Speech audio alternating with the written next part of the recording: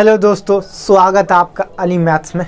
तो कैसे हैं आप लोग बच्चे लोग। आज के इस क्लास में हम लोग बात करेंगे कि class 10th mathematics NCERT chapter 5 arithmetics progression, जिसको बोलते हैं एपी।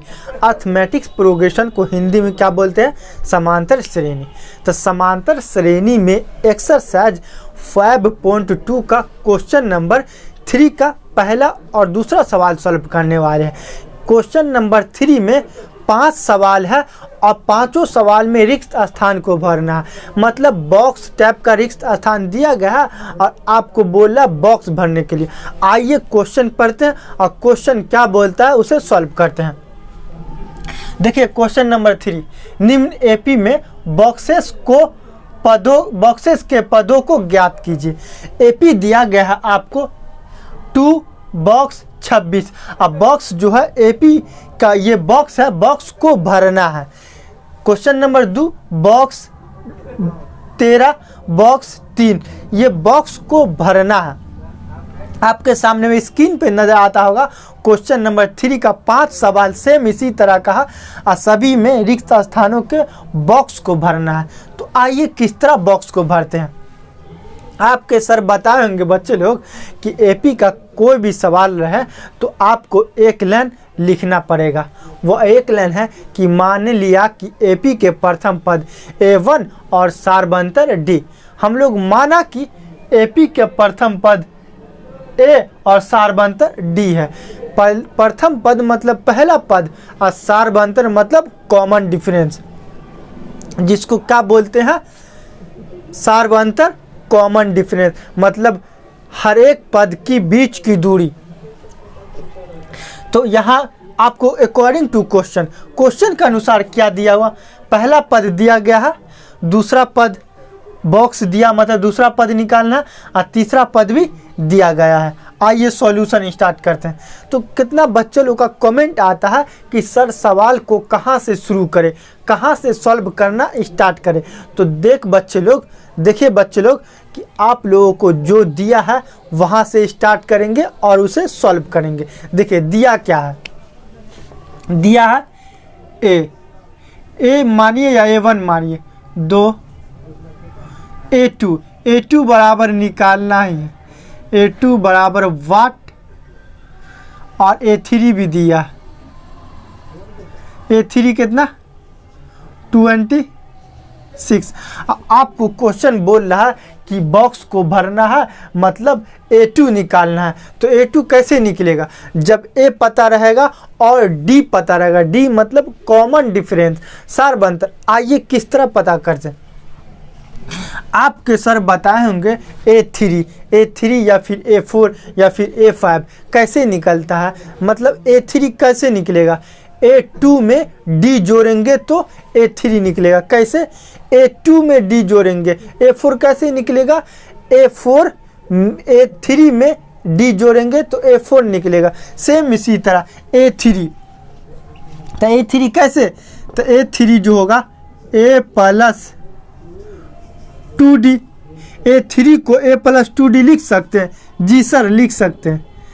A3 बराबर A प्लस 2D ये होता है। पहला पद में 2 गुना कॉमन डिफरेंस जोड़ने में तीसरा पद होगा। तो सेम इसी तरह यहाँ 3 दिया 26, A3 26। अब देखिए A का मान दिया हुआ अपने पास, A का मान 2 दिया हुआ। तो A का मान 2 प्लस 2D बराबर 26 2 इस पार लेके जाएंगे, बराबर के इस पार प्लस में है, उस पार जाएगा तो माइनस होगा। बराबर के इस पार प्लस में है, उस पार जाएगा तो क्या हो जाएगा? माइनस हो जाएगा। इसीलिए 2D 26 माइनस 2। 26 में से 2 गया 24 2D। इधर क्या है बच्चे लोग? इधर गुना में है, इस पार जाएगा तो क्या होगा? डिवाइड होगा। इस पार गुना में रहता, इस पार जाता तो डिवाइड हो जाता। तो D बराबर 24/2 2, 24/2। अब कटेगा तो काटेंगे, तो 2 एकाई 2, 2 एकाई 2, 2 दूना 4। डी का मान बच्चे लोग कितना आ गया, इसीलिए डी बराबर 12। डी का मान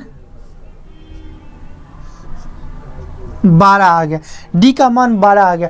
आपको क्वेश्चन क्या बोल रहा है कि A2 का मान बॉक्स को भरना है, तो A2 बराबर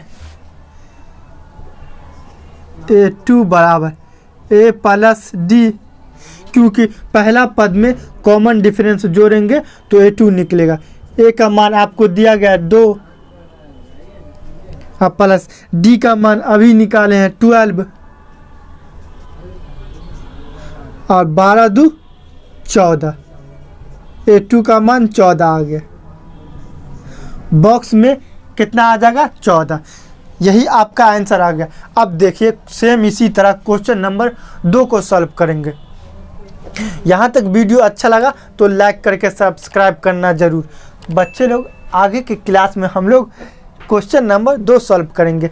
अब कहाँ से शुरू करना है, कहाँ से सॉल्व करना है, तो देखिए जो दिया हुआ है वहाँ से शुरू करेंगे और उसे सॉल्व करेंगे। दिया क्या है आपको,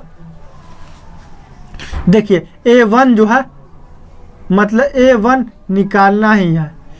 A2 दिया, A2 13,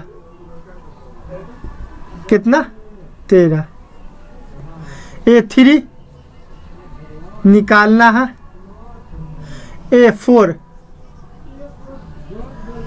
3, A4 दिया 3। देखिए 2 पद आपको दिया गया है, 2 टर्म दिया गया है और 2 टर्म निकालना है। तो किसी भी एपी में कोई भी पद निकालने के लिए हम लोगों को पहला पद और कॉमन डिफरेंस पता होनी चाहिए, पहला टर्म और सार्वंतर पता होनी चाहिए।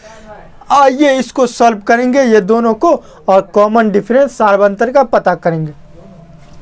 तो A2 को आप किस तरह लिख सकते हैं,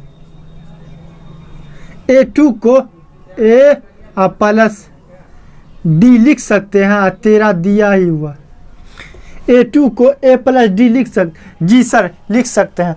पहला पद में कॉमन डिफरेंस जोड़ेंगे तो दूसरा पद आ जाएगा। 13 दिया है, 13 दिया हुआ।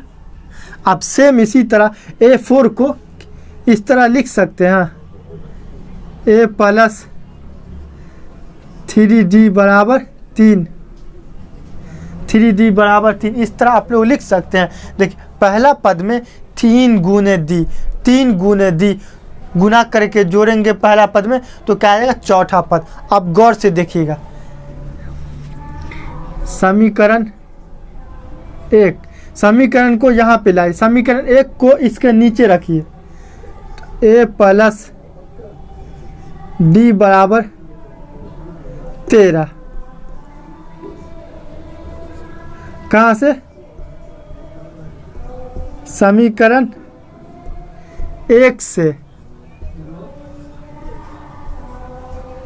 समीकरण 1 से।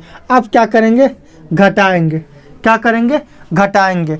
तो घटाने से क्या होता है बच्चे लोग, प्लस रहता है तो माइनस हो जाता है और माइनस रहता है तो प्लस होता है, मतलब उल्टा चिन्ह हो जाता है, अपोजिट चिन्ह हो जाता है। तो घटाइए, प्लस है तो माइनस, ये प्लस है तो माइनस, ये प्लस है तो माइनस। तो ए कैंसिल हो गया, ए कैंसिल हो गया। बचा क्या, 2D में से 1D गया, 3D, ये 3D है, ये 1D है, तो 3D में से 1D गया तो बचा 2D। और यहाँ 13 में से -13, -13 में से 3 गया तो -10।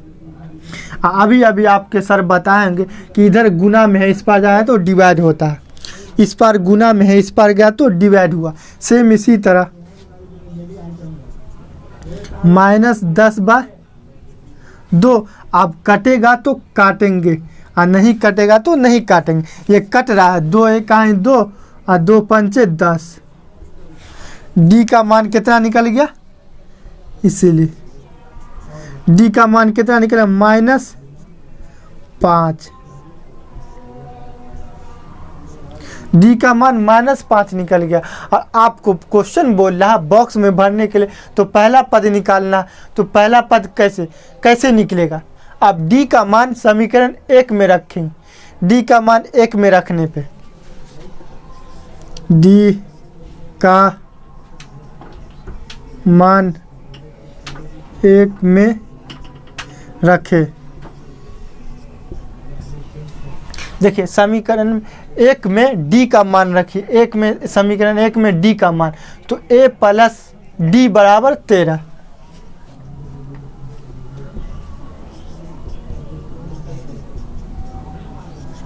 a प्लस डी बराबर 13। यहाँ d का मान कितना -5 है, d का मान -5